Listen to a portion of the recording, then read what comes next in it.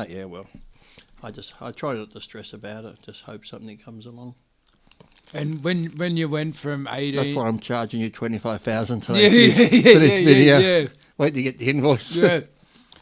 I'll take the sandwich out, of course. But you tell that story of when you were living in the gym in Brisbane. Yeah. And was that by choice, or you couldn't afford a place of your own? Bit of both back then. So you're probably like close to being homeless in a way if you wanted to stay in Brisbane. Yeah.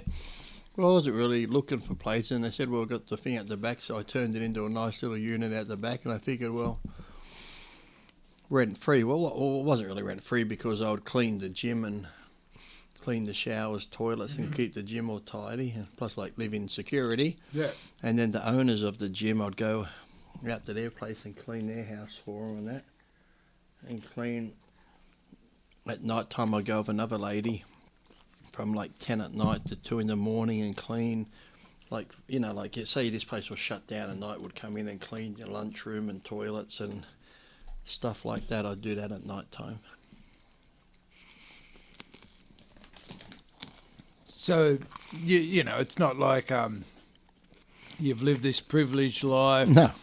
And Well, right now I could, if things don't turn around, right now I could go, my friends, I could probably get a job working at, you know, Charlestown Square. Yep. From like 6 at night to roughly midnight, you just go around and get the trolleys and also pick up people's rubbish in the car park and get the boxes and put them in the compactor, and it's not bad paid. I figure, well, it's cardio, you're outside. Yeah. You're outside walking around and stuff, so I could be doing that. You could see me at Charlestown Square. Is that Lee Priest putting trolleys back? Out of my way, cunt.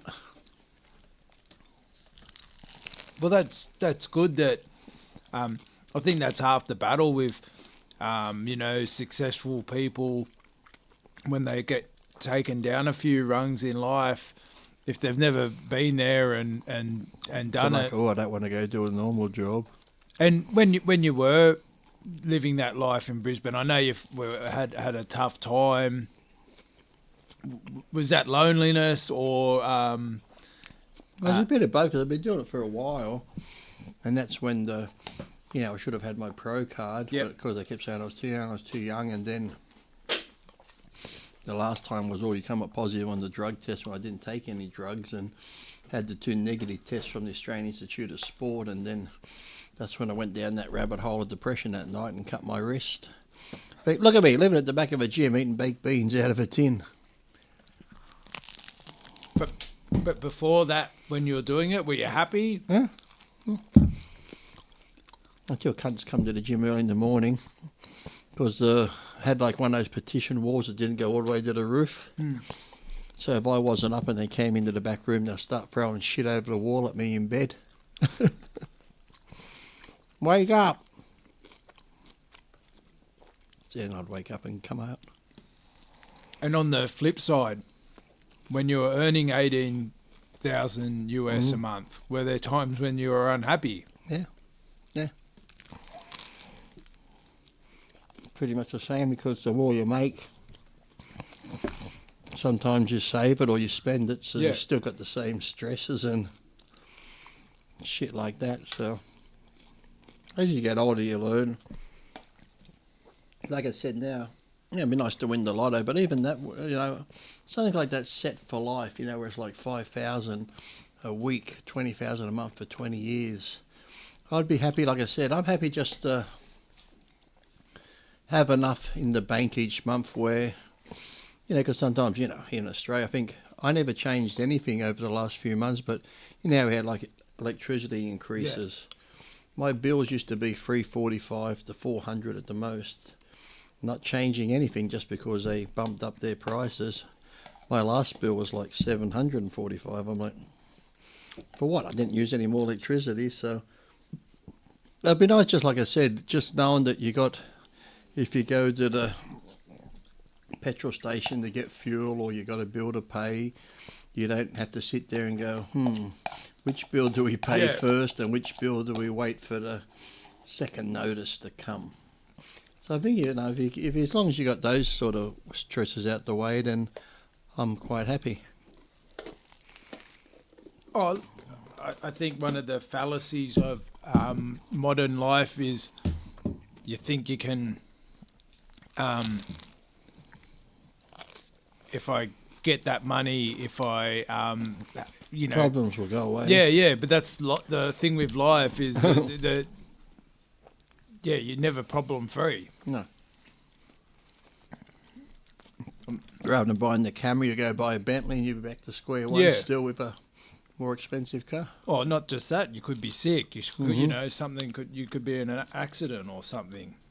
And having pets too, it's like, oh God, you know what veterinary bills are like these days. So it's like, that's why I'm thinking of selling the Dodge, just to maybe get like a 6-cylinder old Commodore station wagon, so they can jump in easier, or one of those Nissan Elgreens with the electric doors, like a van. They can just hop in, because they can jump into the car and out okay, but I think, God forbid, they land the wrong way and break a leg. You're looking at probably 10 grand for a dog broken leg here and shit like that. So I'm thinking, maybe I should get rid of it, just get something lower to the ground for the animals to get in. Yeah. So how many animals have you got at the moment? 6 cats, 2 dogs. Well, I was down to 5 cats because I had to put that one down, sadly, Sophie. But then before I went overseas, I went to buy heaps of dog food from Pet Barn. And Pet Barn, they're pretty good. They have like different sections where they get RSPCA animals for adoption. And they had this one cat there, Panda, black and white cat. I go pat him and he grabbed my fingers and meow meow.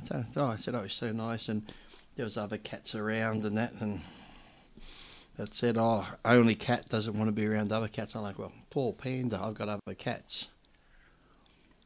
So before I was due to go overseas, like a week before, like this was 3 weeks after that, I go back. All the other cats are gone, but Panda's still there because he's like 8 years old. 8 years and 5 months. So I'm like, I go over, I start patting him, he's like, meow, meow, talkative.